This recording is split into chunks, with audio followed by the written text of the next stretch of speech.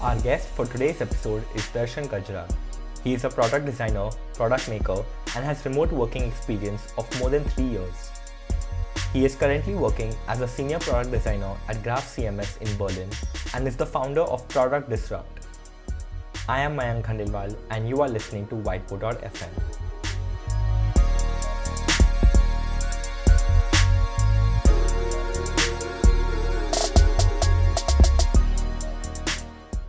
Hey Darshan, welcome to Whiteboard.fm. How are you doing? I'm doing great, and thank you so much for having me, Mank. That's awesome. So Darshan, I guess almost every majority of the Indian designers know who you are and how you are one of the designers known for going out there and like just going for it, whether it comes to freelancing full time or working abroad, and you've done and creating products. So, but still, can you give a bit of an introduction? Yeah, sure thing. And thank you so much for that warm intro. I think you speak too very highly of me. I'm sure that a lot of people don't know who I am. So I'm Darshan. My last name is Gajara. A lot of people say it as Gajara. And I'm a product designer and a maker. I'm currently living in Berlin. I moved here in the month of December last year. And I work with this company called GraphCMS.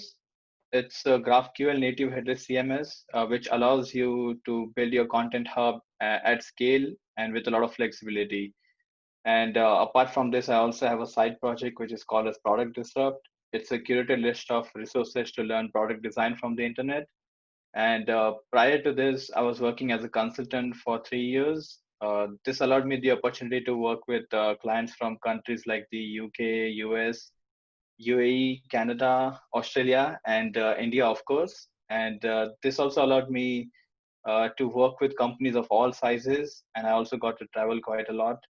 And before that, I started my career with Book My Show as a visual designer. And I also have a computer science degree. Not that it really matters, but yeah, it helped me get an employment visa in Germany. So that's one thing that it has helped me with. Yeah, Sounds that's great. my story in short. That's great, Darshan. So, just like I ask every other designer who's been a part of our interviews, how did you get started in design? In order to answer this question, I would actually have to give you a bit of background. So the reason why I went to an engineering college was because I wanted to be a game developer. And from the second year of engineering, I started taking on a lot of freelance work. So I used to make websites for college councils, and also make websites for friends and friends of friends. And quickly got made a name for myself, and people in my college, they used to know me as a website guy who used to make websites for councils.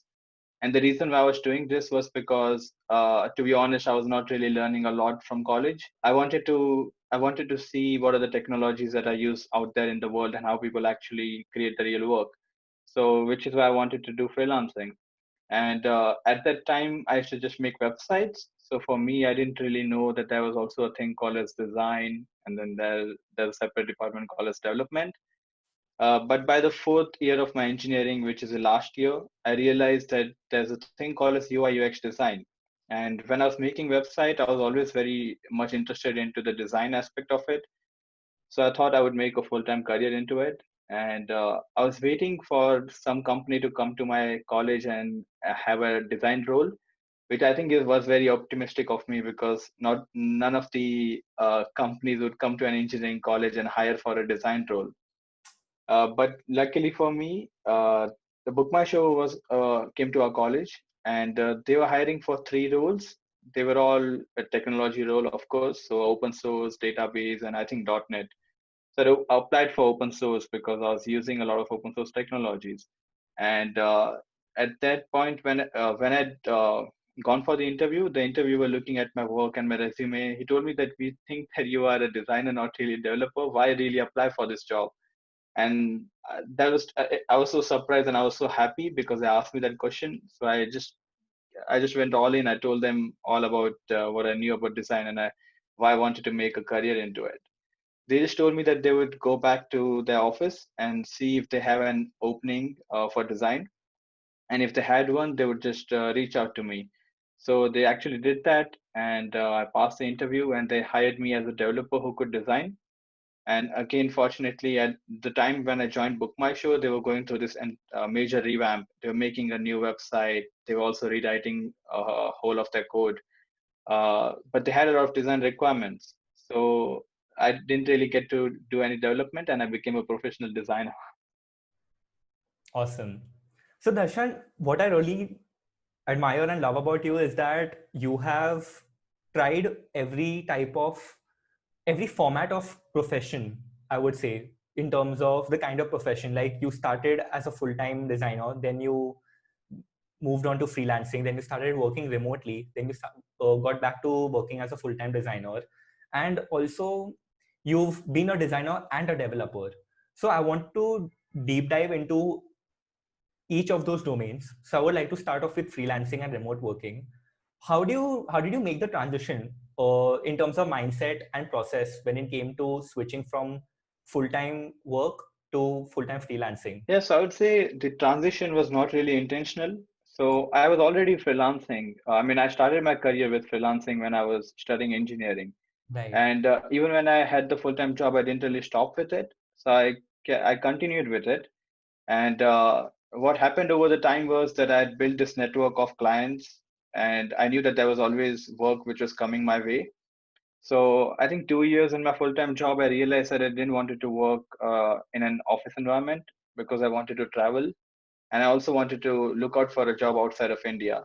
So which is why I quit my job, and yeah, I went on this journey to find a job outside of India. And also while I was at that, I also wanted to travel and just continue with freelancing because that would ultimately help me pay the bills. So it was very difficult in the beginning to find a job outside of India. But what happened at that time was my freelancing actually took off. I started getting a lot of high value projects, which would actually make me more money than I was making in the full time job. So I just continued with it, and I think that's how the transition happened. I think it was accidental rather than intentional, but but but it helped me because uh, in my past I think in the past 3 or 4 years, so 2 years of full time and 2 years of working freelancing, doing freelancing while in college, I had enough clients, so I'd gained some reputation for freelancing, and I knew how to work with those clients.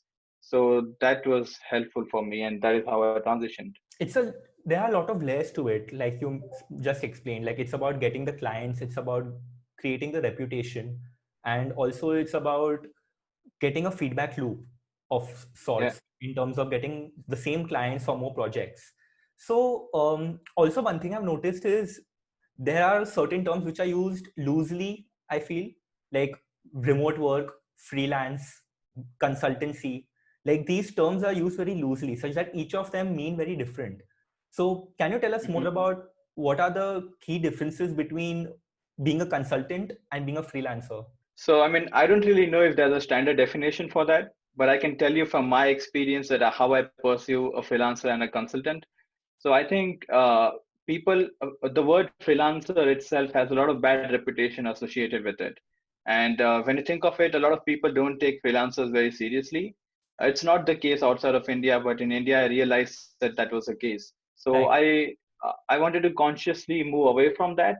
And what I thought of a freelancer was freelancer is like this disposable asset that companies would hire if they want to get some quick work done or maybe want some cheap work. But when you become a consultant, it's mostly about you're seen as an expert in a particular domain, or you bring in a particular expertise which would required for a very specific project. And so the kind of clients that I worked with when I was working as a consultant was these were the people who maybe did not have an in-house design team, or maybe they were in the process of finding a full-time designer, but in the meantime they wanted to get some work done, and they would usually have a very long project. It would at least be of 3 months, and then it could also be for more than 6 months or even more than a year. And so while working as a consultant, they see you as an expert, and it shows in the way that they communicate with you or the way that they talk to you. So which is why I wanted to consciously become a consultant and not really a freelancer. And also, when you're working as a consultant and you have a project which you're working in working for more than 3 months, you also don't really have to worry about where your next project is coming from. You know that you have a continuous stream of work, and that also gives you some sort of stability. And I think over the time, when you're working with a client for a long time, you're also going to build a relationship. And if the relationship is well and they really like the work that you do, they're going to have more work in the future, and again they're going to call you for that. So I think being a consultant was more about that creating a name for yourself while working on a project for a longer term. And I could give you this one example. So I was working with this company called Sapat. They are a SaaS software based in Dubai. So they're headquartered in Dubai, but they have their presence in a lot of different countries. And what they do is they build software for restaurants. And when I was working with them, I consulted with them for almost 2 years. And this was like a full-time job, because when I was working with them, I was not really working on any other projects because I wanted to give them my full commitment. And I would say this was like a full-time job. It didn't come with obligations of full-time work. So, I mean, sometimes I could also just, work on a different project when they don't have enough work for me. But yeah, that was my experience, and it was really, it was quite an experience. Right. That makes a lot of sense. That it does, like, quality of work is not the only thing. Like, quality of your branding or the image that you portray as a consultant also matters. Why that? Hmm. Okay, this person is a quality consultant, which is why they would go to that person, because not just the in terms of the work, but the kind of image they portray in terms of being a consultant and not in terms of being a freelancer. The personality, the image, soft skills, Yeah. that also plays a big role. Yeah. And one more thing I can add to this is it's also about taking the ownership. So you wouldn't really see a lot of freelancers who are working on a very short project. They would not take a lot of ownership of their work. But when you're working as a consultant and you've been working on one particular project for a long time, you obviously start taking ownership, because it's also like your baby now, right? Correct. It's not just that you came in for a very specific requirement and that was done and they just kicked you out. It's not really like that. So that also matters, and it would show the way that you perceive your work. Because if you take ownership, the way that you're going to work on it, or the way that you're going to communicate with the client, is also going to be very different. Absolutely, absolutely. So, as you mentioned, ownership, including ownership, what other qualities do you feel are required to do justice as a consultant? Like, what responsibilities should someone have if they are being a consultant to someone? When you're just working in house as a designer, you have to have hard skills, and I think that's like that's the major responsibility that you have. You need to have the hard skills for the job. But when you're working as a freelancer or as a consultant, you also have to be you're also running a business, right? So there are a lot of other skills that you need to have, which is how you communicate, taking a look at your project pipeline, or managing your finances. So all of that things are also going to be very important. So these are the skills that you need to have. And also, one of the reason why I kept on freelancing was I thought of it as a gift that kept on giving. Because when I was working full time in house, it was mostly about getting the job done. Right. But working as a consultant, or as a freelancer, it was more about understanding the business of creativity. So not just the creative work that you do, but also what is the business impact of it. And yeah, so I would say all of the skills which are not really taught to you in say in your design education or in a design school, but which you only learn when you do the business. Makes sense. Makes a lot of sense. Also, Darshan, like you mentioned that in your previous interviews, you mentioned that you should not, as a beginner, you should not consider freelancing full time, because you need to have that level of expertise, that level of experience Yeah. of understanding the product, the design, the clients.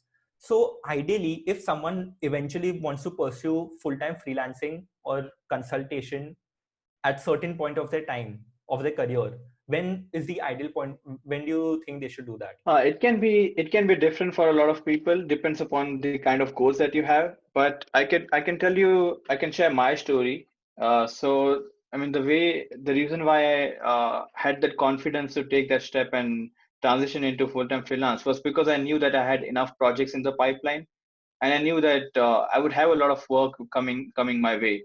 And the other thing is that you also need to have some savings, so that would at least create a few months of runway for you.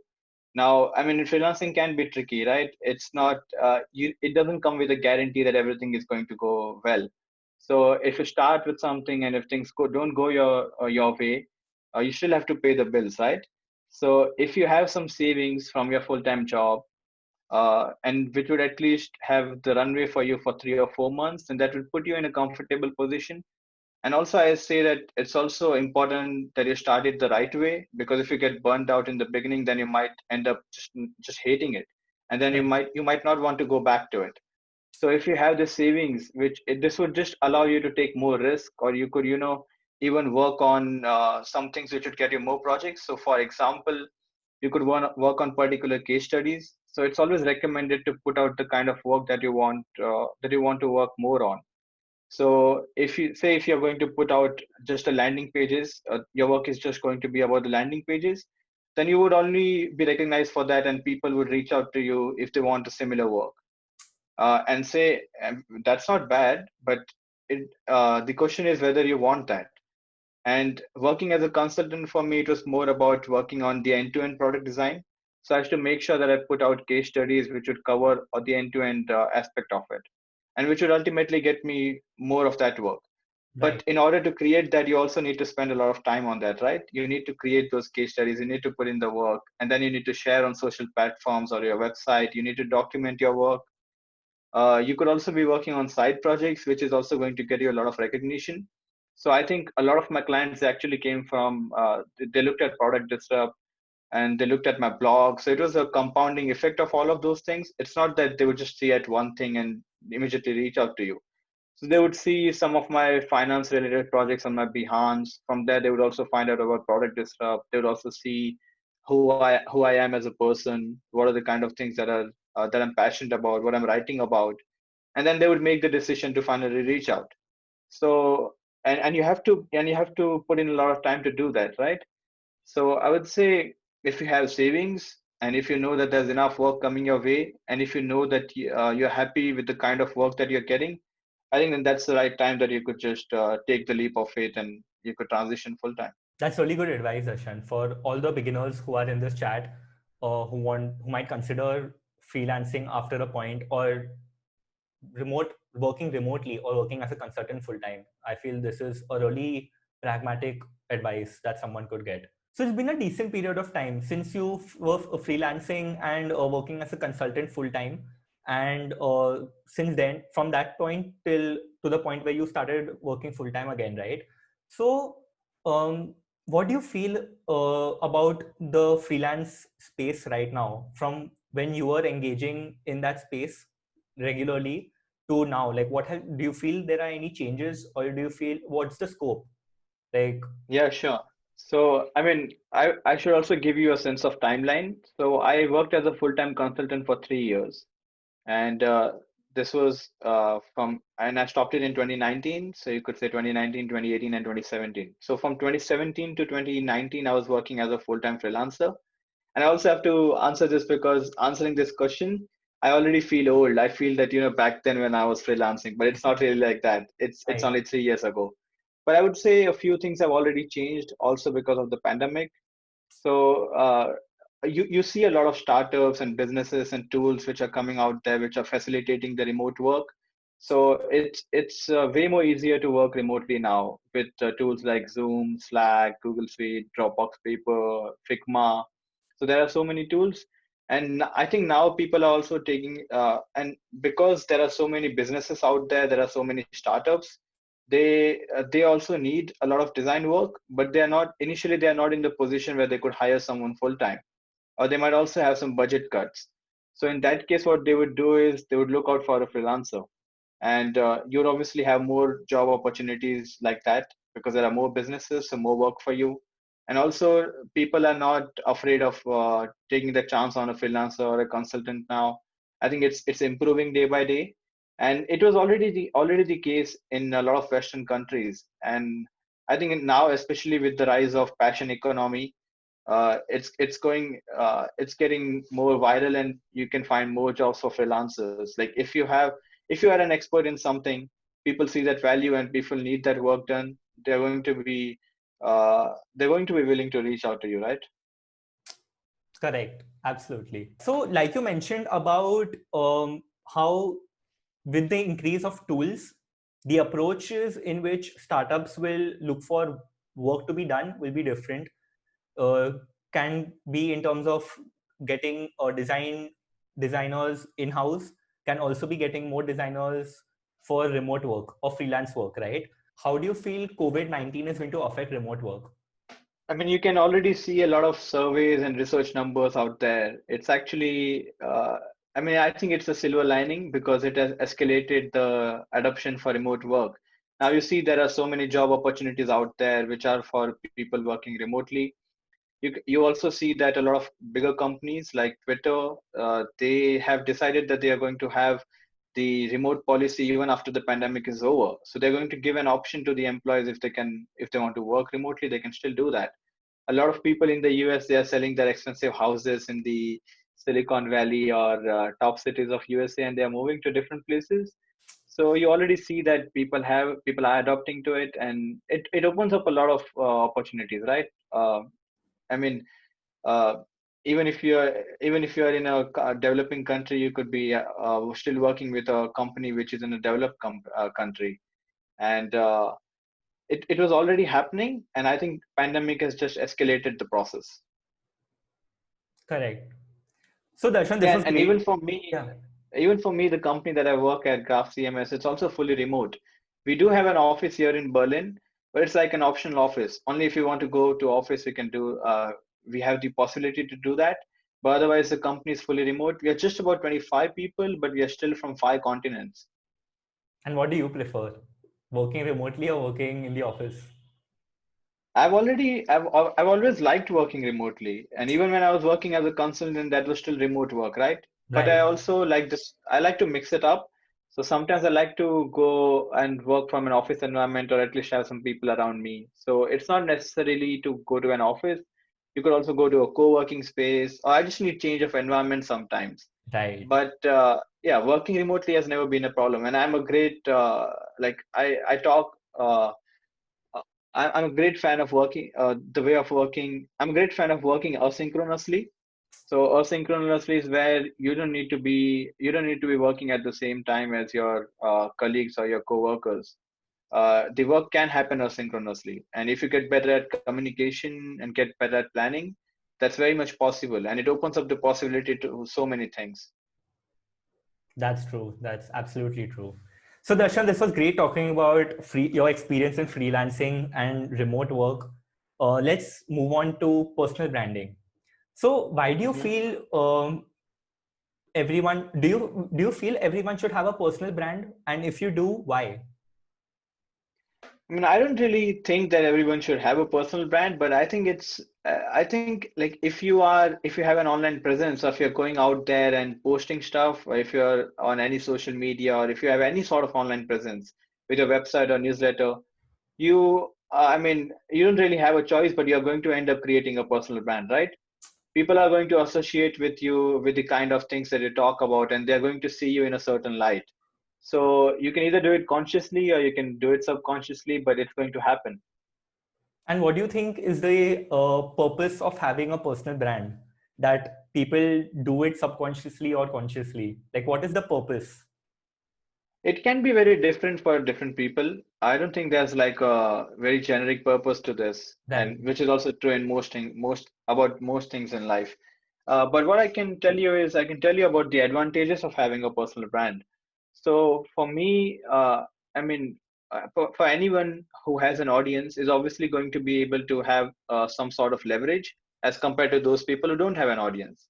So I could give you an example. Say if you're a founder, you have started a new company, and if you already have an audience, if you have a personal brand, it's going to be way more easier for you to attract people to, apply for jobs at your company. It's going to be easier for you to hire new people.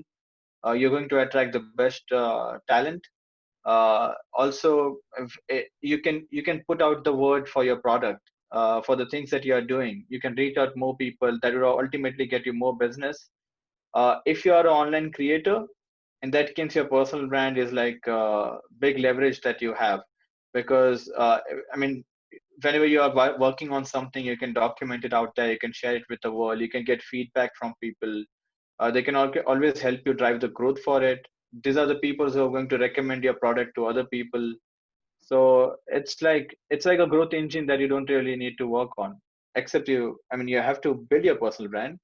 uh, but yeah, you can have a lot of advantages if you have a personal brand. And what do you feel are the elements that comprise of having a personal brand? Like, what, according to you, would be the elements? It could be a lot of things. But mostly it's about the work that you put out there, right? So, what is the kind of writing that you do, and also also what is the stand that you take with certain issues. So, like if you are a creator and if you are always posting about, you're using your social media as a way to document stuff. You're sharing what you're working on.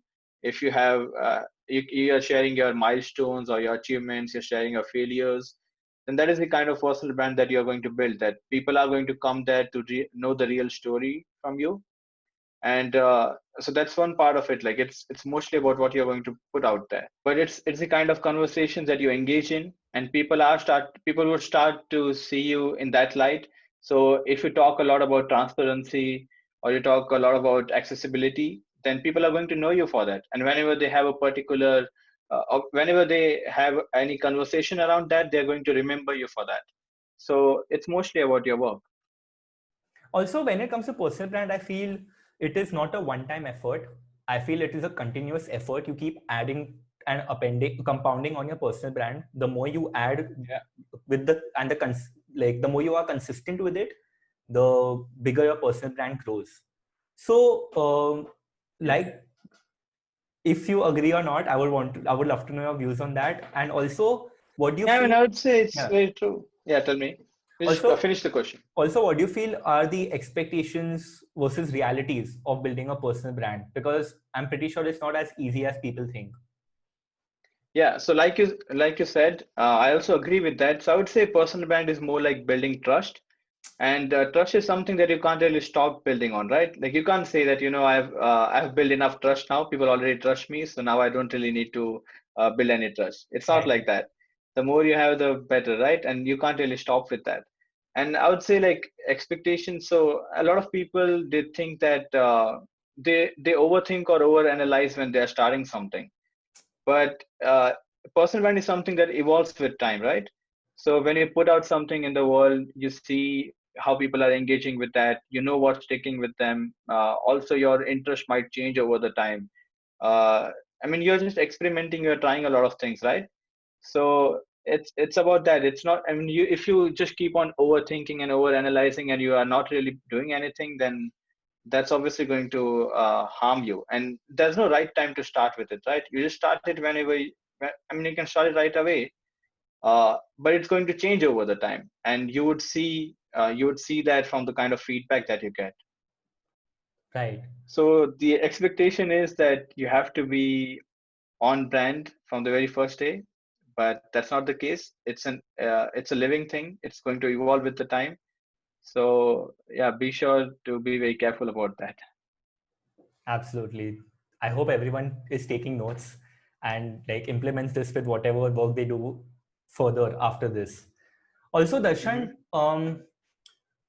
what was your approach in building your brand? I'm pretty sure everyone in this interview and everyone who watches this would want to know what was your approach in building your personal brand. And since you are active on LinkedIn, you are active on Twitter, you have your side projects, you have your case studies, you have your own blogs as well. You talk about your travels and your experiences. I've read a lot of them. So, what was Hmm. your approach in building your personal brand? I did not really have any conscious approach, and I was like, I didn't even know that there's this thing called personal brand. A lot of things that I do in life, I initially don't know what they are, but when I do it, I come to know what they are, and then I would just try to build on that. And I think I started with the most simplest thing that you can do to build a personal brand, which is you engage with other people who already have a following or who already have an audience. Like, and it's not just because they have an audience. It's like if you find something very interesting, it's better to engage with that. And also I feel that, a lot of time when you see something which you don't like, you're going to have this a very strong instinct of going out there and talking about it. So you have rage, and you're going to talk about it. But whenever you like something, or whenever you find something, I mean, if somebody has posted something and there's a particular element of it which you really like, you're not really going to go out there and appreciate that, or write good things about it. So I would say, like, get out of the habit of always talking the negative things. And if you like something, just send them a small message. All the creator needs is that somebody likes their work, and that's going to open up a conversation, right? So I mean, that's a way that you can engage with them, which is, if you like something, then also engage. You don't always have to engage when you disagree with something. So one way was engaging, and the second way is that documenting. And I think that's the most simplest way that you can start with building a personal brand. You do something, and you just share your story. You document it, and also, like, if you go out there and if you pretend to be an expert in something, or if you claim that you are an expert in something, now then you're going to carry a lot of weight on your shoulders. If you say something which is not well thought out, there are going to be people on the internet who would tear you apart, and that can only happen if you say that you are an expert and you haven't done your homework. But if you're just going out there and sharing your story, if you're just sharing your journey, and then there's no way that you can go wrong about it, right? It's just your story. Now, either people can like it or they can dislike it, but it's not going to change the fact that it's your story. So documentation, or documenting your journey, just removes all that fear or all the expectations from you, and you can just be your authentic self. So I used to do a lot of that. I mean, even now you would see that I have this monthly thread on my Twitter where I do a month in review. So I used to always do that review. And now, the way that I started with this was, for the past 4 years, I've been writing a blog about my year in review. So at the end of the year, I would see at the things that I've learned or things that I've achieved, my failures. So it's just a way for me to document it, and I can always look at it and reflect. And I also believe that writing is a way of expression. So when I write, I know that I can reflect a lot on it. So, and I used to do this blog, but there was a problem. The problem was that it used to take me a lot of time to think about all those things, and because I had not really written all those things, right? So I used to go on my blog and see where I've been mentioned and try to recollect all those things. So I thought, if I just start writing a monthly summary, then at the end of the year it would become so much easier for me. So I started with a Notion document, and I started putting in my monthly thoughts or my monthly learnings and achievements or my monthly review. And then I thought that, why not just make it public? Because anyways, these are the things that I wouldn't be afraid of sharing publicly. So I just started a thread about it, and I've been getting a lot of feedback. Other people have also gotten inspiration from that, and they've started their own thread of monthly review. So it's a great way that you just go out there, share your story, document it, and you would get feedback, and you'd slowly be seen as a person who is not afraid to go out there, or and you also become more approachable. So when people see those kind of things, if people read those kind of things about you, they start knowing you, and with that, they don't really have that fear of, they don't feel that you are an unknown or strange person that they cannot reach out to. They would be much more comfortable in reaching out to you. So there's another way that you can get people to engage with you. So yeah, documentation, and then also you can just keep on sharing your learnings. So since I've been doing freelancing and designing and traveling and working on side projects and all these things, there are a lot of things that I learn, and those might not be the things that are like. I mean, it's not something that it's not a breakthrough or a new discovery. It's just that it's my learning, and I can just share that, right? So I would just keep on sharing the learnings from my process. If I fail on something, if I had any achievement or something. So it's mostly about that. And I'm not trying to be an expert. I'm just going out there and sharing my story, which is why I don't get, which is why a lot of people, I don't offend a lot of people because I'm not pretending to be an expert. That's great, actually. Like, what I really like about is that, firstly, I feel I recommend everyone should check Darshan's blog. They are on his website, darshangajara.com. I've added the link in the description. Everyone should check it out in the group chat. And what I really like about your blogs is that you're not showing off. You're very normal. You're sharing your learnings, you're sharing your experiences. What difficulties you had is, for example, when you had difficulties in getting your visas, when it came to getting, like, moving from one difficult situation, one comfort space, one from one space to another uncomfortable space, and just diving in and exploring things and keep going for it. Like, you really tried and tried, and you made sure that if I don't get a visa right now, I'm going to get it the next time, and I'm going to make sure this is happening. Yeah. So a big part of a personal brand, I feel, which I feel for everyone's personal brand, is their story, which makes it unique. Their story, their narrative, which, like you mentioned, it comes with documentation. The way you document it, the way you express it. If you express it as some knowledge that you're like imparting to everyone, and if it's wrong, people might grab you for it or might take you to task for Yeah. it. But if you're sharing your own learnings, your experiences, people would rather take it as learnings and be like, oh, okay, this is something which can happen, and this is so normal, and they relate to it a lot more as well because it's more human.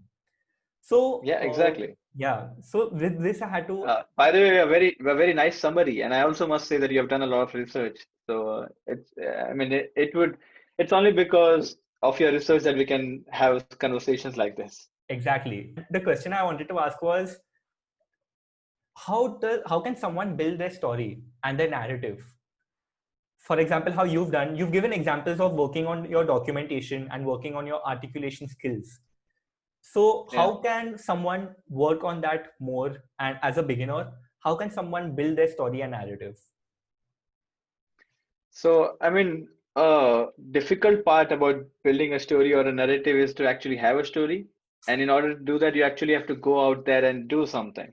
Right. So, I mean, just do not be afraid of that. And also be very careful that when people share something on the internet, they're also sharing a very curated part of it, or it's like it's not the whole story, right? There's also a lot of effort that has gone behind that.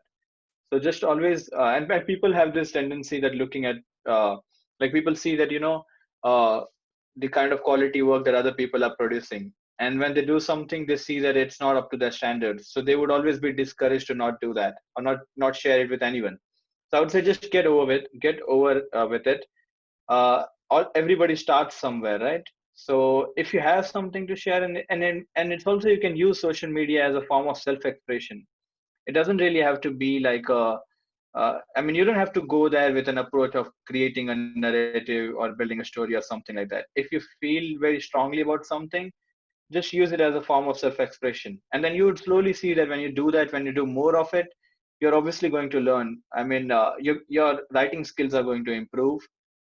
You'd get feedback from people, and you would know what sticks with them.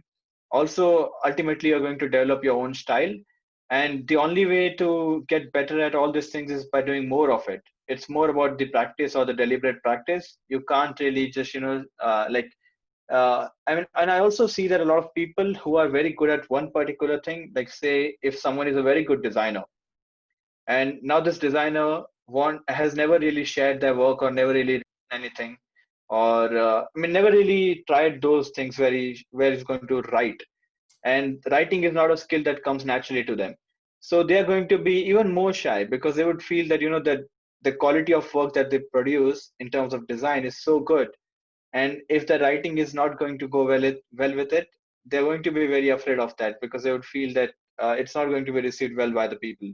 So I would say for them, it's also about they can try some different techniques. Like uh, initially, when you do that, don't share it publicly if you're not comfortable with that. What you can do is you could also start a ghost account where you are writing as a, like, you have a pseudo name. You're not writing something from your own name. and start writing about a particular topic that is of interest to you. And in the if you do this, this would help you build the skills that you need for writing good copy. And you don't really have to associate that with your design work. So, and when you feel that you have reached to a certain level where you're comfortable uh, sharing it with your own name, then you can just do that. You can just make the transition happen. But whatever I say, I mean, it's the ultimate point is that you have to do it. Like if you don't start with something, then it's not going to be, you're not going to improve with that. And also you're not going to get any feedback. Yeah, that's the whole point. It all starts with shooting your shot. Yeah. Yeah. So Darshan, like you also mentioned, you can start a like it's just about the different ways in which it can be done, right? But what matters is how you start and that you do it continuously, because the better you get at writing, the better you turn out to be as a writer. So Yeah. as much as content is a part of it, I feel the mediums that you use to share your knowledge and content and learnings is also a part of it. And I just like there's a saying that mediums influence the message by Marshall McLuhan. Yeah. So what do you feel about what do you feel that the best mediums are right now? Best forms of Yeah. mediums? I mean, so very rightly said that different mediums are used differently, and you'd find different kind of audience over there. Now it totally depends upon what you really want from the work that you're doing or the work that you're sharing. So, say if you are an illustrator, I know that Instagram is a great platform for illustrators because illustration is more about visuals, and people of Instagram or people who are on Instagram, they like to see a lot of visual stuff. So, if your story is not compelling visually, they're not going to get enough engagement or action from there. So, and also there's this one thing that I mean, the reason why I don't like Instagram that much is because the people who use Instagram, they have the habit of scrolling. So they're only going to see one shiny thing, and then they would see more shiny thing, and they would just scroll through it. They're not really going to click on anything. So if you want people to see your product or your website or something, then it's going to be way more difficult for you to get those people to click on that particular link because they're just going to see the visuals and that's it, and then they would scroll to another. Whereas for people on Twitter, it's mostly about the engagement. It's mostly about the writing that you do. So even if you don't post anything which is visually compelling, but it's something that is going to spark an interest in someone, then they would just engage with that. And also, I mean, the way that Twitter is created is also optimized for that. People are going to It's optimized for engagement, right? And also people there, they feel a lot more comfortable in liking and sharing work of other people, so they would retweet. Whereas Instagram is not really meant for that. You would not see a lot of people resharing your post in their feed or even in their stories. So because it's not optimized for that. Whereas it's optimized for the visual things. And whereas about LinkedIn, so LinkedIn is optimized for sharing your achievements or your failures or links to the work that you've done or you have mentioned somewhere. So you have to be very careful with what you're doing. And I would say, like, when you're starting out, you could start with any mediums, and then you could see what's working best for you, and you could double down on that. And I would also say that it's always good to have a place of your own. So like have a place on the internet which is of your own and which is not controlled by any algorithms. So if you have a website or if you have a newsletter or if you have a blog, now I'm talking about the self-hosted blogs, so there's no control of any other systems there, right? So and you can create your own narrative on that. You can tell your story the way you want to, because there's not going to be any influence of algorithms. There's not going to be any ranking. It's your place. If people come there, they're going to know about you, and you can control that. So what I try to do is I try to get people ultimately to that one place. Like I use social media channels as a way to say bring them back to my newsletter or to my website. It was great talking about personal branding. So from personal branding, let's move to your side hustles. That can you tell us more about? Can you tell us how Product Disrupt started? Yeah, sure. So, I mean, I became so I went to an engineering college, and then I became designer, right?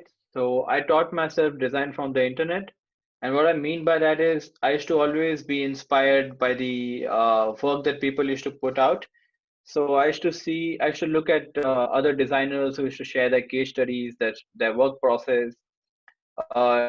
You could also there are also a lot of newsletters and websites and blogs where you can go to find inspiration, or you can learn more about design. Then there's also a lot of resources available out there. You can find a lot of free UI kits. You can also listen to a lot of podcasts. So I used to always do that, and that is how I taught myself design. So through that, happened was I had a lot of friends from engineering, because all of my friends, they were developers, so they didn't really understand what design was, and they used to continuously ask me this question, that what is it that you do in your day job, or how did you learn design? And I used to get this repetitive question. So I saw that there's an opportunity here. So I thought that I would just create a simple website where I would just put out all the resources that I've already been referring to. So even other people can refer to that. And it was just my list of recommendations of the resources that are helping me learn design. So when I made that, it was like a very simple website. I just got a framework from the internet, and I did some customization on top of it. And the kind of feedback that I got from there was really motivating. And a lot of people there, they also recommended that if there would be a newsletter that I would send out on a regular basis, which would be a curation of all these resources, they would be very happy to subscribe to. So I just took that feedback and I started a newsletter. So I've been doing that for the past more than 3 years now. And what Product Disrupt is right now is a website where you can go to find all this curated list of resources, so you can teach yourself design. I recently launched a second version of it. So initially, it only had about 6 or 7 categories, but now it's like a comprehensive resource with more than 14 categories. And it has a weekly blog with it, and there's a half monthly newsletter. So every 2 weeks, I would send out a newsletter with a curation of resources, design inspiration, and stories, so that you can build your own digital products. And I've been doing that for 3 years now. That's amazing. And I, to those who haven't checked it out, do check out Product Disrupt. It's it's a really good, clean and quality curation of all the design resources that are out there. And also, you guys should subscribe to his newsletter, which has which Darshan, I think, sends every 2 weeks, because I receive it at least Yeah, every 2 to 3 weeks. So which yeah. has the resources which he has gone through during that entire period of time. So Darshan, I had a question regarding your newsletter and Product Disrupt, which is, what is your criteria, or and how do you curate content for the Product Disrupt website, and how do you for the website and newsletters? What is your process of finding and curating content? Yeah, so first and foremost, the resource should actually be useful to me, because I've clearly put it out there that it's a list of resources that I recommend, or the resources that I've found useful. So if I'm not looking at the resources actively by myself, then it's not going to make it to the list. And the second criteria is that it has to be free. And the reason why it has to be free is because uh, when I was starting out, I did not grow up rich, so I did not have access to a lot of things. Now, because there were so many free resources available out there, I was able to teach myself design and get into design. So had this not been over there, and had it been paid, I would have not been able to do that. So what I'm trying to do with this is, I also want to have this resource as for those people who cannot afford paying for resources early on in their career, because I want to cut down on that entry barrier into design. A lot of people, people who are privileged, they can go to design school, they can buy expensive software, they can do a lot of those things. But people who are not in that position, it might be difficult for them. And also, since I took so much from all these free resources, it's a way for me to give back to the community, and which is why I try to only have the resources which are free. Right. That's awesome, actually. Also, so you have Product Disrupt has been in existence since 3 years now, right? So, Yeah. do you use any analytics for measuring progress? Yeah, so I mean, I do have some basic analytics in place, but that's not something that I'm very keen on because, I mean, if it was a business, then it was a very different story. But still a side project, and it's something that I do out of passion or out of just my love to give back to the community. So it's more a labor of love, I would say. And which is, and the way that I measure success for it is that sometimes people reach out to me, they DM me, or they share on any other social media, and they would say that so there's this one designer from Sita. He said that product disrupt for him is like the Bible of design. And Wow. yeah, I mean, listening to that, I could sleep very happily, right? And sometimes people tell me that product disrupt is the number one bookmark that they have in their Chrome. Whenever they would open Chrome, they would first see my website. So all of these things, and they would also sometimes share that how it has helped them in their process, or that they discover new resources, how it helped them grow in their design career. So when I get stories like this, that's a motivation for me, and that's how I measure success for it. And other than that, I would just look at some basic criteria, basic things like website traffic. I would not really go and see that every day, but at the end of every month, I would get a summary of it from Google Analytics. So I would just see that, and I would also, I mean, I use that to compare it with the performance from the last month, and then I would see if it's grown or not. And I also do, and it's also an open startup, so I would always share all the open figures about it on Twitter in a thread. Right. And in terms of monetization, so very recently I started monetizing it because I wanted to make it sustainable. So it's not really making me a fortune or something. I can't really pay my bills with it, but it helps me keep the project alive or keep it sustainable. So I've been I think I started monetizing it in December last year, and every month I make about $400 from it. So through sponsorships mostly and affiliate sales. This is really admirable of you that you've shared the numbers, which is something not everyone does, and you've been bold with Yeah, it. that is okay. I mean, I anyways do it on my Twitter. So if you go to my Twitter, you'd find a thread about the numbers for product disrupt. You just have to look for a hashtag open startup. A lot of companies do that. And I mean, a lot of companies do that as a way to, create that brand awareness Right. or have that kind of positive association with their brand. And also for me, looking at this numbers from other people, I've taken a lot of motivation and inspiration. So I mean, it's not just I'm not doing something great over here, but it's just something. It's my way of keeping it transparent, and it also helps me grow the project, right? So it's a win-win. That's great. Also, so like you mentioned, right? Occasionally you see the traffic that how many users are how many people are using product disrupt or coming on product disrupt, and if it's performing great, well then all is good. But in case you feel that you want to increase the performance or you want to improve the reach, what are some of the methods you use? So mostly product disrupt has grown organically. So what I do on a regular basis is that whenever I send a newsletter, so the people who have been mentioned in the newsletter or the resources that have been mentioned, I would just send a tweet or share it on LinkedIn, and I would tag all of those people. So all of those people would also see then this newsletter and the link, and I share a newsletter link with it. So there's an open archive that's available. So the link would take them to the archive, and they would be able to see that newsletter. And there would also be a little top bar which would allow them to subscribe to the newsletter if they are interested. And it's all by their own interest. I don't really push anyone to do that. Right. So that's one way of growing it. And then the other way is that I always, I mean, on Twitter, a lot of people keep on asking questions like, "What are your favorite newsletters?" or "Who are your people? Who are your favorite designers to follow on Twitter?" or "What are your favorite side projects?" and all those things which I already have in the resource. So sometimes I would just mention a few people over there and just give a link to the resource. So a lot of people would also discover it from there. And then product discover also keeps on getting mentioned in some other websites or other repositories. So it also gets some traffic from there.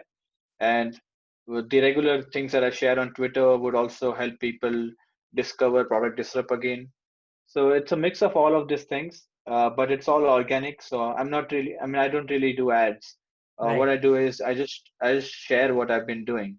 and that's how the traffic comes to the website. And also, I mean, recently, whenever I do a launch, obviously launch is something that would get you a lot of numbers.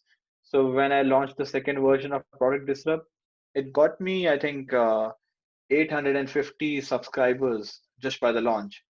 And it again, it became the number two product of the day, and it got mentioned on a lot of websites.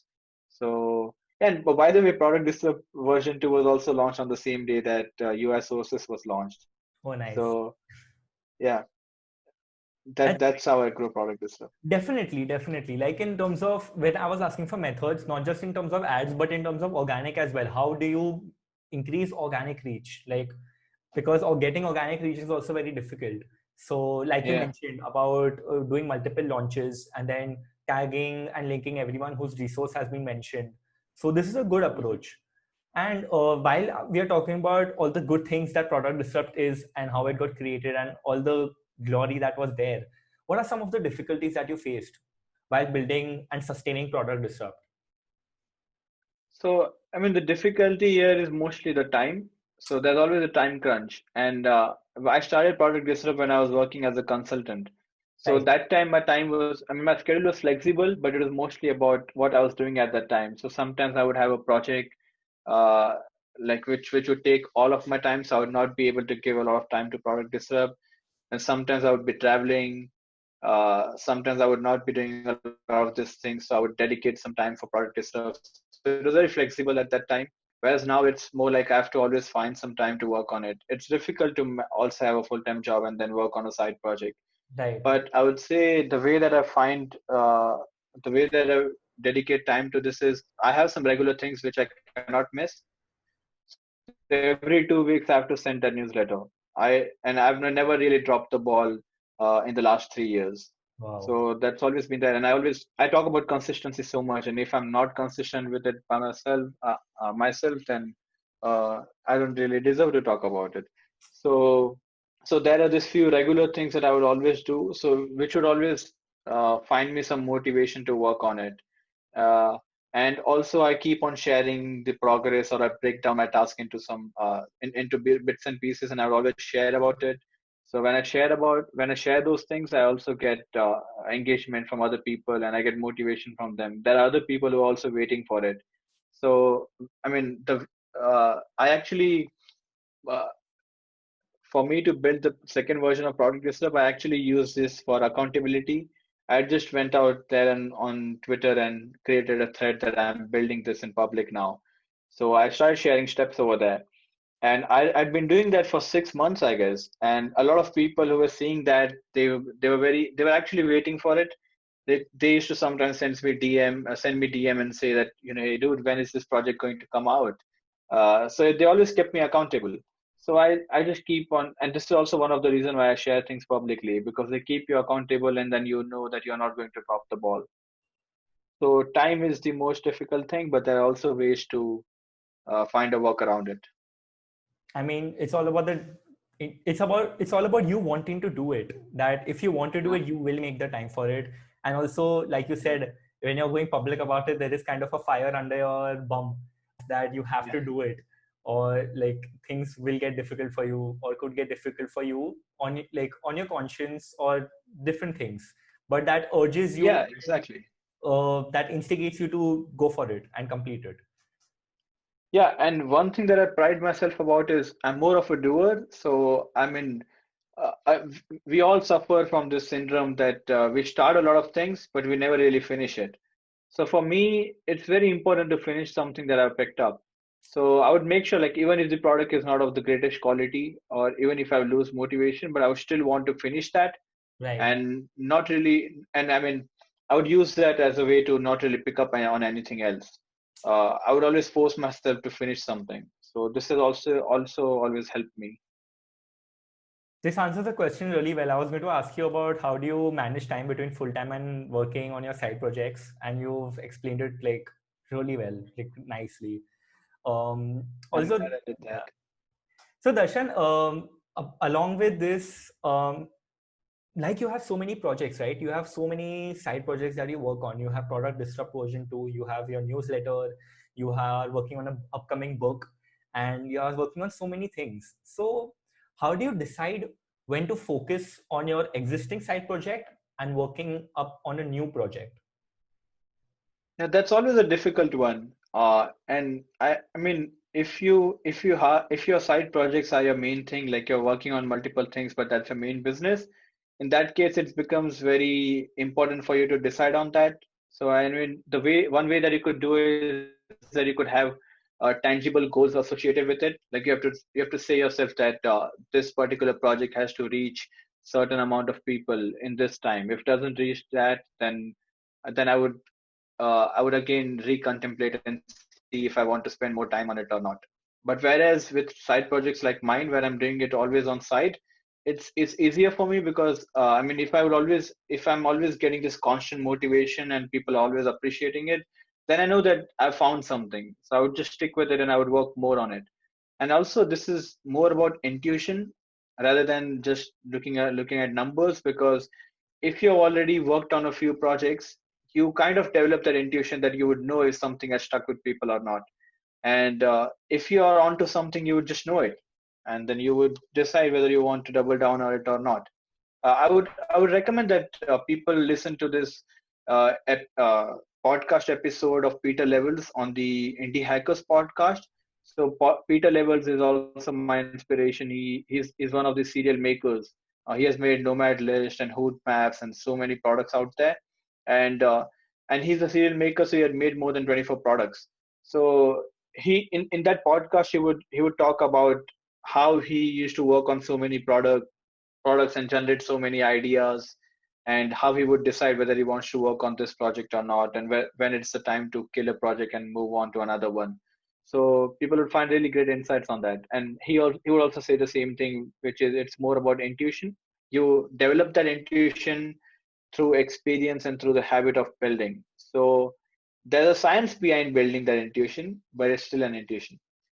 It's all about trusting your gut feeling, and I feel the more you trust your gut feeling and make mistakes and then learn from them, the more you improve on the accuracy of your gut feeling. Which is why even if you make mistakes despite going with your gut feeling, eventually you'll come with a time, reach a point where you will know that your gut feeling is right.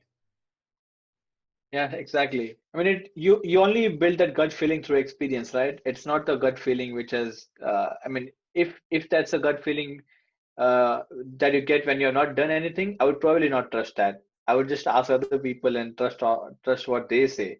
But Right. if I have an experience of doing things, then I would probably trust mine.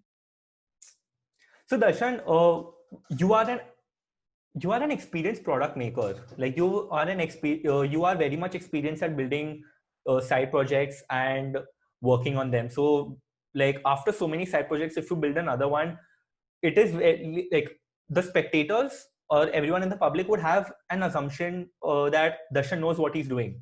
But for a beginner who's creating his first side project and wants to make it public, there is a really good chance of it not doing well.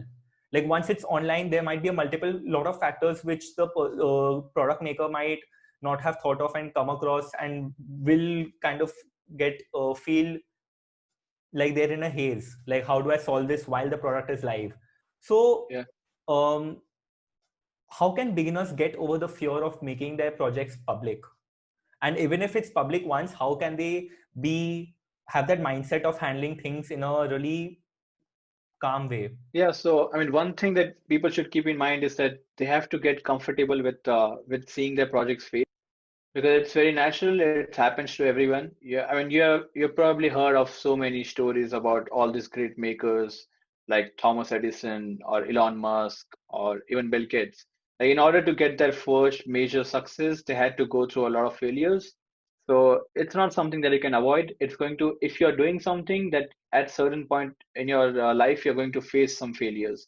So just be comfortable with that. And also, I mean, the few ways that you can try to avoid that is, if you start with an audience rather than a problem, then that's also a way that you know that you definitely have, like you would know that you already have an audience who wants to use that product.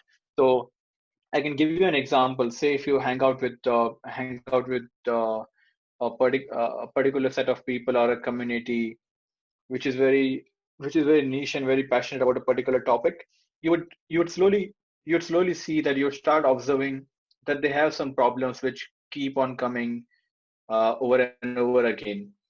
So if you feel passionately about that problem, you could decide to solve that, and you already know that there are so many people who are going to use that. So that's one way of validating things, that you just see that you just identify the problem first and then build something. And but with the side projects, I would say that side projects doesn't really have to be uh, a business oriented. It could also be a silly side project, which is something that you do just because you like it. So, and I would say like you have to be very clear with what you want to do with that side project in order to not have this terrible feelings later on. So if it was always a silly project for you that you wanted to do to develop a particular skill, or you just wanted to do it because you were interested, in that case, whether it's in that case, if it's not reaching a lot of people, you're still going to be happy with that because you made it. Just the fact that it's out there and you made it, you're going to be happy with it, right? But if you have different goals with it, that you want to make money out of it, or you want to monetize it, you want to make it sustainable, in that case, you could go with this different approaches. Finding an audience, trying to identify a problem, talking to the users early on. You could apply a lot of these methodologies in the beginning, and I mean that's not going to guarantee you a success, but that's going to lower the chances of you failing. And also, there are a lot of good communities out there who talk about these things. So indie hackers is one of them, and there used to be a lot of Facebook groups as well, but it's dying now. I would say indie hackers is one of the best communities out there for makers. So if you go there, you would see a lot of these people very openly sharing what they're working on, what are their learnings, their failures, their successes. And if you also go out there and you ask for feedback, if you ask any particular questions, you would also find a lot of people who are willing to help. So yeah, be engaged very early on. That's one way of making sure that you're not working on the wrong product. I like how you've put a lot of emphasis on research, not just in terms of product research, but in terms of community based research. That how many people would Hmm. like to see this. Also, in terms of building your network, that the number of people you are in touch with, the larger your network is, the more helpful you are to them, the more helpful they will be to you. And you have to continuously engage with your community, engage with your network, help share, give as well as take. It's a give and take relationship. And Hmm. yeah, and the research is important in terms of not just in terms of the product, whether this product will help people, but also in terms of whether they would like to use a product like this. So I Hmm. feel that's a really Yeah, good.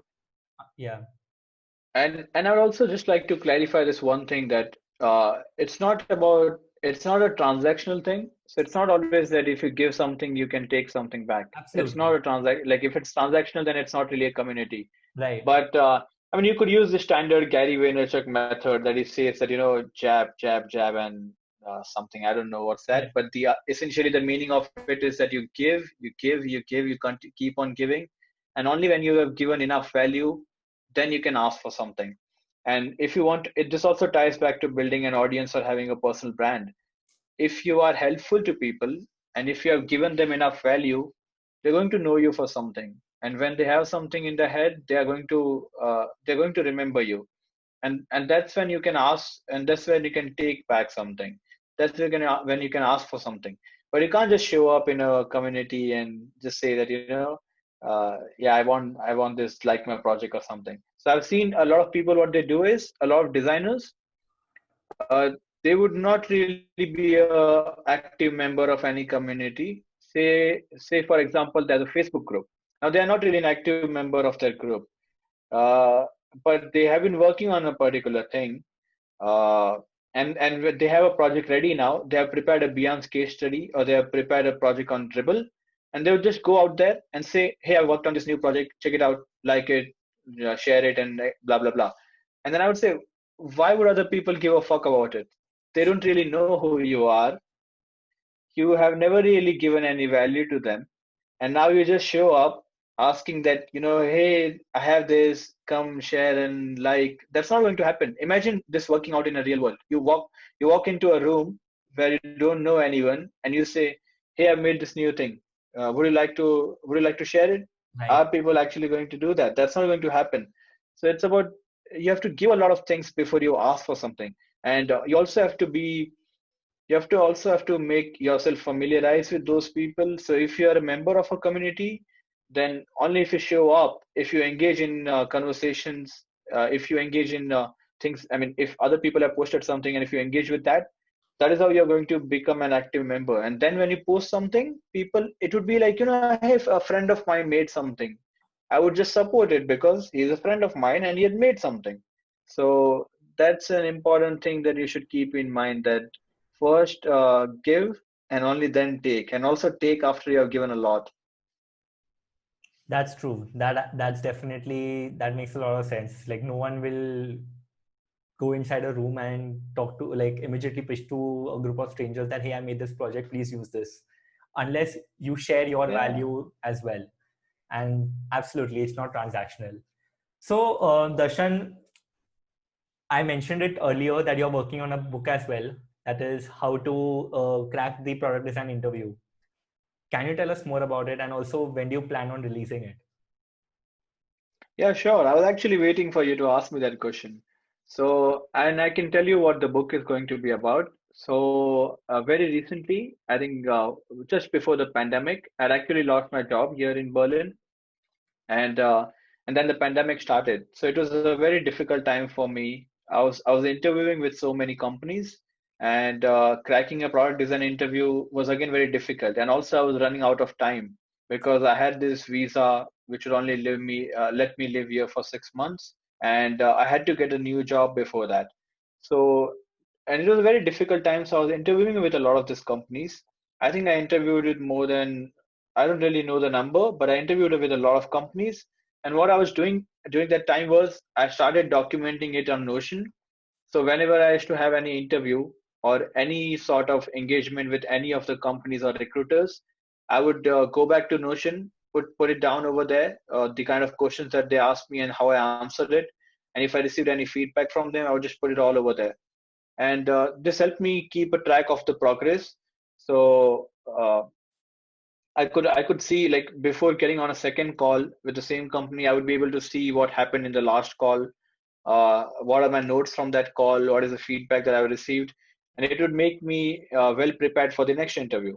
And also, like, if I'm also interviewing with another company, then I can still look back at those notes and see the feedback that I've received, so I can continuously improve on that. So in this process, I was always improving. With every interview, I was learning a few new things, and I used to continuously keep on taking those notes. So what happened by the end of it, I realized that I came up with such a big repository with all of these questions and feedback and answers that I had from all the interviews. And this was all real experience. So I thought that now I have all of these things, I can just, make a book out of it, and I can put it out there. So even other people who might be going through the same interviews or might be going through the same phase, they could find it useful. And I did not want it to make it just a book, so I thought I would make it a comprehensive resource. And the way that I would do this is, so the ebook is going to be mostly about the questions that I've received in the interviews from different stakeholders. So you could have an interview with your first contact, which is an HR person, then a design interview, then an design assignment or a design task, then your interview with the hiring manager. In some cases, interviewing with the CEO or the department head. So I talked to all of these different people, and also, when the kind of people they are and the kind of background that they have or the kind of designation that they have, they're going to ask you a different set of questions, and they are looking for different things. So the book is mostly going to be about this. It's going to be about all the questions that you're going to get asked in the design interview, and how you could approach to that. The I cannot give a single answer to all the questions because it will obviously depend upon your experience or your background, but I can give you a way of how you can structure your answers, or what are the things that they are looking at when they ask that particular question, or what are some acceptable answers. So I would put all of that into an ebook, And then what also I'm going to do is I'm going to create a template for a cover letter, a template for a resume, a template for tracking your interview in Notion, so you can Nice. track how you're progressing through that.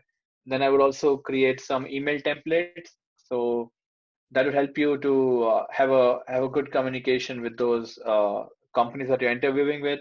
Say if you do not receive a follow back, then how to follow up on a particular application, how to put your message across, how to make that initial contact, how to find a referral. So all those things would go into a template. And I'm also thinking that I might also have a consulting option with that. So if someone reads a book and after reading the book they have more questions and they want to reach out to me, then I could also have a consultation slot for them. And so yeah, so it's going to be a comprehensive resource of all these things. And my hope is that it would help more people understand how they can crack a product design interview. And about the date, I'm not really sure when I'm going to put this out. Definitely going to do a pre-order or pre-sales of it, but I can only do that once I've written a few chapters. So the current state of the book is that I have all this. I've already had all the resources.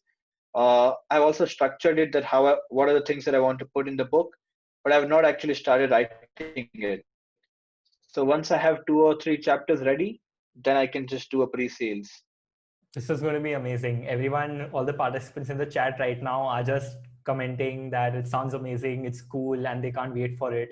And how is Yeah. there any way how they can get to know when it's released, either by following on Twitter on or subscribing to your newsletter?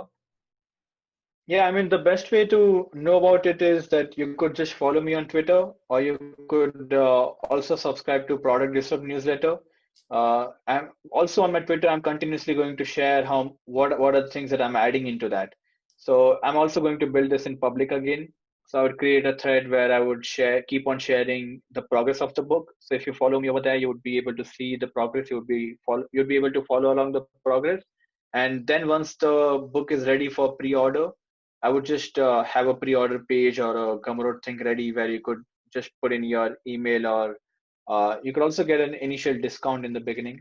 I would give like a major discount for people who want to pre-order it, because that's also a validation that people are interested into it, and that would motivate me more to just finish the book. All those who are looking forward to it, all the participants who are commenting so many things on the chat right now, definitely follow Darshan and subscribe to his newsletter and DM him on Twitter for his for the pre-order of the book. So this has been great, Darshan. Knowing your journey from starting off in Book My Show to working right now in Berlin, there are so many things that you've uh, persevered and overcome as well. But along with your victories, there you've mentioned a lot of times in your blogs as well that there have been times when you felt low, you felt a bit let down, you felt a bit anxious, like everyone, like majority of beginners do as well. Yeah. So what is your advice for beginners who are starting off and who feel that way? Yeah, so I would say, like, see, we as designers, we are very emotional humans, and when doesn't matter if you are a beginner or if you are an expert at something, you would still have that time in your career where you might feel down. So what I do for this is, I mean, I have this thing called a screenshot project. So I mean, people, whenever somebody reaches out to me or they share something good about the work that I've done, or they would just share that how something that I've created has helped them, I would always screenshot that. And this is just for me. So I would screenshot it and keep it safe. And whenever I feel down, I would just see what are the comments that I've received from the people in the past, how they appreciated my work. And this would also remind me that why I started doing something, or like I mean, it's a great motivation to see that people find your work useful, right? And it just cheers me up, and it lightens my mood. And I can also think I can also go back, I can time travel a bit and see, I mean, I can get that feeling again, whereas to feel so empowered or so motivated to do something. So that's always helped me. And the other thing is that I mean, if you keep on sharing things, like if you are working in a siloed environment, it's and you don't have any feedback loop, or you don't have anyone to talk to, it's going to be very difficult, and you might be very hard on yourself. So identifying some friends who you could talk to about this, or sharing your learnings or your journey on social media. I mean, if you're comfortable with that, do that. Otherwise, you can also have some good friends that you have. Also try to find friends in the same profession, so they might be able to relate well with what you are talking about. So also see, I mean, you over the time in your career, you would also identify some of the people as your inspiration or mentors. You could also reach out to them for that. So all of these things would always cheer me up again. That's great. I feel everyone will be using this because a lot of us feel that way, feel let down, and feel that they are imposter syndrome takes a big is very common Yeah, amongst all of us. And I feel this should help them, especially during this period when human communication is limited to only interfaces. yeah, exactly. Yeah. Also, so Darshan, coming to as we are coming to the end of the interview, last two questions actually. One is, what are your top three learnings from your design journey so far? If I had to ask you. Oh, yeah, it's tough to. I mean, I'll have to time travel and get nostalgia to answer that. But I think top three learnings, I would say one of them is try to get better at giving and receiving feedback.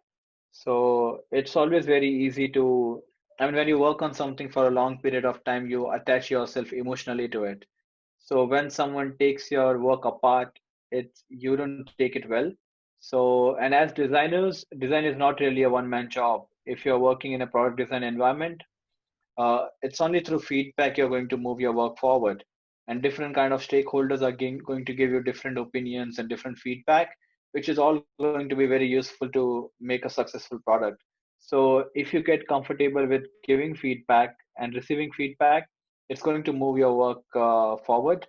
And yeah, I mean, if you say it's like when you say it, it doesn't feel that hard, but when you actually get comments on your work which you don't really gel, which you don't sync with, in that case, it can be very harsh, and you might take it in a wrong way. So just get comfortable with that. There are many ways to do that, but I think that's a conversation for some other day. The second would be to get better at communicating things. So, I mean, this I learned a lot about this when I was working as a freelancer and a consultant. So it was more about the skills which are not directly linked to your design. So getting better at communication, getting better at selling things, uh, getting better at writing, getting better at talking. So all of those things. I mean, nobody's going to ever tell you that it's important to do that. And I mean, it's just something that you are not going to realize early on in your career. And I would say early on, you're going to be more focused on developing your hard skills. But as you progress forward in your career, make sure that you put a conscious effort into learning that. And the third thing is, I would say, just be consistent at what you do. And this is something that I always keep on talking about. I feel that, with talent can only give you a head start. It can only put you in a position. I mean, when you're starting out, and if you're talented at something, or if you're gifted with something, you're going to have a head start. But if you do not continue practicing something, or if you're not consistent with something, you're going to fall fall behind the competition. And uh, and and that's so true, and you've seen numerous examples of people doing that. You'd also see that in your immediate friend circle, that someone who was not very talented in the school is maybe a millionaire now, or is maybe making a lot of money. Or I mean, if that's how you measure success, or you would see that that person has a lot of influence in the circle. They have really gotten good at what they like. So it's about showing up every day and being consistent. And I mean, you can't really guarantee success with a lot of things that you do. But if you just show up every day and be consistent with that, someday or the other day, you're going to see that success. So that's one thing I try to abide my life by. These are Yeah, really I good think those are learnings. three things then. These are like really good learnings. Like, not everyone comes across these, or if they come across these, they've not been able to, like, you've really been taken this from a nostalgic point of view, which is awesome. Now, throughout this interview, Darshan, you shared so much of knowledge with us, so much of your experiences. Um, what are some of the advice that you feel that you wish you had received when you were starting off? I would say again, it's about initially I used to get very emotional about my work. So I used to not realize that there's also a life outside of work. Work is just one part of your life. Obviously, you have to be passionate about whatever you do. Whatever you do, make sure you give your 100%. But also remember that it's not, if you fail at it, it's not the end of the life. You always have a second chance. And if you just keep at it, if you just keep on showing up every day, you would ultimately see the success someday. And yeah, don't be very hard on yourself when things don't go your way. uh, it's very easy for you to have that imposter syndrome or be let down by like if someone just commented on your work saying that your work is shit or you doesn't deserve to be in this place, or there are a lot of things that people say on the internet. You don't really know how to respond to that. And I mean, and it's so easy that people, when you put out something and if you get 100 comments saying that it's good, and if you get 100 positive comments, you're ultimately going to ignore a lot of them. But even if you get one or two negative comments, you're going to think about it the whole day. So I would say, like, being able to disassociate with what you do is also a skill. And from time to time, try to do that, because creativity is also like breathing. And it's also like when you take in a lot of things, you're then able to produce a lot of good work, right? So if you're always just continuously working in your own little bubble, you're going to run short of ideas, and you might not be able to get the bigger picture, or your perspective might be very shortened. So just try to be able to disassociate with your work sometimes as well.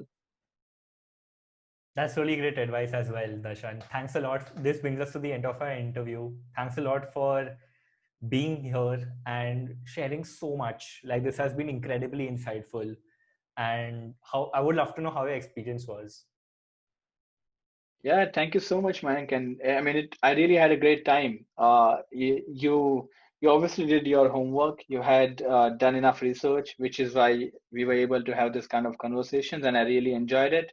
I hope other people in the chat or people who listen to the podcast later on also find it useful. And I would just say one thing, that if there's something that you have follow-up questions on, or you want to learn more about, or if you have any questions for me, just feel free to reach out to me on Twitter or just email me. You can easily find my email on any of the social medias. I would try to do my best to get back to you. Thanks for listening to this episode, and I hope you liked it. If you watched the entire video, drop a comment below sharing your favorite learnings from this interview to let us know. Subscribe to the Whiteboard.fm YouTube channel to check out other episodes and clips from this interview. This podcast is a part of the 10K Designers Network. You can check out other projects on 10kdesigners.com.